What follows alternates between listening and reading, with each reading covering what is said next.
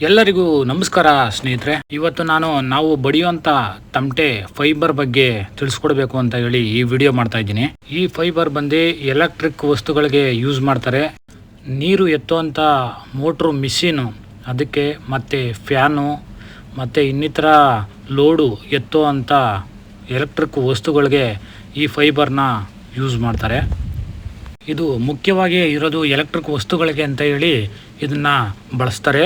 ಆದರೆ ನಾವು ಇದನ್ನು ತಮಟೆಗೋಸ್ಕರ ಬಳಸ್ತಾ ಇದ್ದೀವಿ. ಯಾಕೆಂತಂದರೆ ಈಗಿನ ಕಾಲದ ನಮ್ಗಳಿಗೆ ಚರ್ಮ ತಗೊಬಂದು ಯಾವ ರೀತಿ ಅದನ್ನು ಎರಿಬೇಕು, ಯಾವ ರೀತಿ ಒಣಗಾಕಬೇಕು, ಯಾವ ರೀತಿ ಅದನ್ನು ಮುಚ್ಚಬೇಕು, ಯಾವ ರೀತಿ ಎಣಿಕೆ ಹಾಕಬೇಕು ಅಂತ ಹೇಳಿ ನಮಗೆ ಸರಿಯಾಗಿ ಮಾಹಿತಿ ಇಲ್ಲ.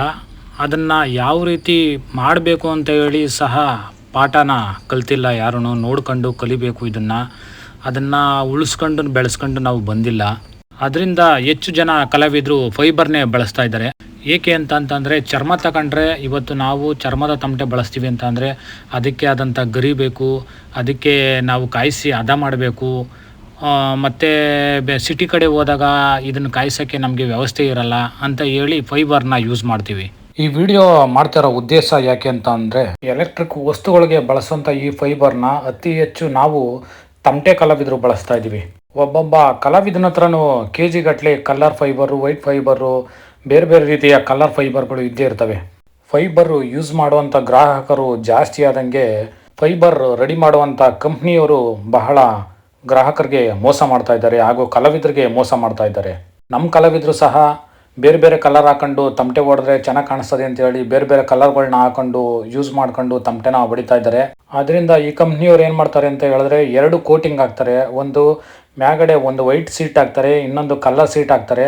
ಕಲರ್ ಸೀಟ್ ಹಾಕ್ಬಿಟ್ಟು ಪ್ಯಾಕ್ ಮಾಡಿಬಿಟ್ಟು ಕೊಡ್ತಾರೆ. ನಾವು ಮುಚ್ಚುವಂಥವ್ರು ಕಲರ್ ಸೀಟು ಯಾವ ಕಡೆ ಇರ್ತದೋ ಆ ಕಡೆ ನೋಡಿಕೊಂಡು ನಾವು ಗಮ್ಮಾಕಿ ಮುಚ್ಚಿದ್ರೆ ಸರಿ. ಇಲ್ಲ ಅಂತಂದರೆ ನಾವು ವೈಟ್ ಸೀಟ್ ಹಾಕಿರೋ ಕಡೆ, ಕೋಟಿಂಗ್ ಹಾಕಿರೋ ಕಡೆ ನಾವೇನಾರ ಗಮ್ ಹಾಕಿ ಮುಚ್ಚಿಬಿಟ್ರೆ ಎಲ್ಲ ಅದು ಎದ್ಬಿಡ್ತದೆ. ಎದ್ದಾದ್ಮೇಲೆ ವೈಟ್ ಸೀಟೇ ಬೇರೆ ಆಗೋಯ್ತದೆ, ಕಲರ್ ಸೀಟೇ ಬೇರೆ ಆಗೋಯ್ತದೆ.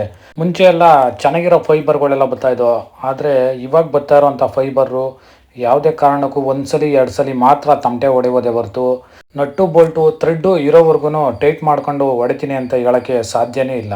ಈ ಸೀಟ್ ಬಂದ್ಬಿಟ್ಟು 15 mm ವೈಟ್ ಸೀಟ್. ಇದು ನಾವು ತುಂಬ ಚೆನ್ನಾಗಿರ್ತದೆ, ಬಾಳಿಕೆ ಬರ್ತದೆ ಅಂತ ನಾವು ತಗೊಬಂದು ಟೈಟ್ ಮಾಡಿ ಇಟ್ಕೊಂಡ್ರೆ ತಮಟೆ ಹೊಡೆಯೋದೇ ಬೇಡ, ಇದ್ದಕ್ಕಿದ್ದಂಗೆ ಅದೇ ಹೊಡೆದಾಯ್ತದೆ.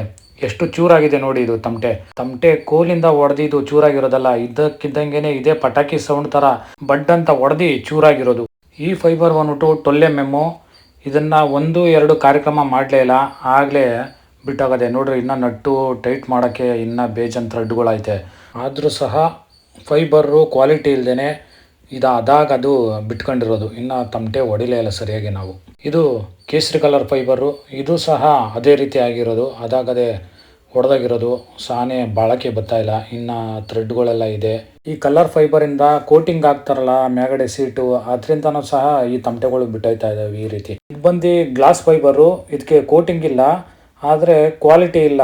ಸ್ವಲ್ಪ ಮೀಡಿಯಮ್ ಆಗಿ ಸುಮಾರಾಗಿ ಹೊಡಿಬೋದು. ಫೈಬರ್ ಕಂಪ್ನಿಯವರು ಒಳ್ಳೆ ರೀತಿಯಲ್ಲಿ ಕ್ವಾಲಿಟಿಯನ್ನು ಕೊಡಬೇಕು. ಕೊಟ್ಟರೆ ನಮಗೂ ಸಹ ಒಳ್ಳೆಯದಾಗುತ್ತೆ, ನಿಮಗೂ ಸಹ ಒಳ್ಳೆಯದಾಗುತ್ತೆ. ಇಲ್ಲ ಅಂತಂದರೆ ನಾವು ಹಳೆ ಕಾಲದಲ್ಲಿ ಬಾರಿಸ್ತಾ ಇರೋವಂಥ ಚರ್ಮದ ತಮಟೆಗೆ ಮರಳಿ ನಾವು ಹೋಗಬೇಕಾದಂಥ ಪರಿಸ್ಥಿತಿ ಬಂದೇ ಬರ್ತದೆ. ಇದು ತಾವು ಎಚ್ಚರಿಕೆ ಅಂತಲೂ ತಿಳ್ಕೊಬೋದು. ದಯವಿಟ್ಟು ಒಳ್ಳೆ ಕ್ವಾಲಿಟಿ ಕೊಡಿ. ಕಲಾವಿದರಲ್ಲಿ ಮನವಿ, ಈ ಫೈಬರ್ ಬಗ್ಗೆ ಹೆಚ್ಚಿನ ರೀತಿಯಲ್ಲಿ ವಾಯ್ಸ್ ಮಾಡಬೇಕು. ಇಲ್ಲ ಅಂತ ಅಂದರೆ ಇವರು ಯಾವುದೇ ಕಾರಣಕ್ಕೂ ಎಚ್ಚೆತ್ಕೊಳ್ಳೋದಿಲ್ಲ. ವಿಡಿಯೋ ಇಷ್ಟ ಆದರೆ ಲೈಕ್ ಮಾಡಿ, ಕಮೆಂಟ್ ಮಾಡಿ, ಶೇರ್ ಮಾಡಿ. ಜೈ ಜಾನಪದ.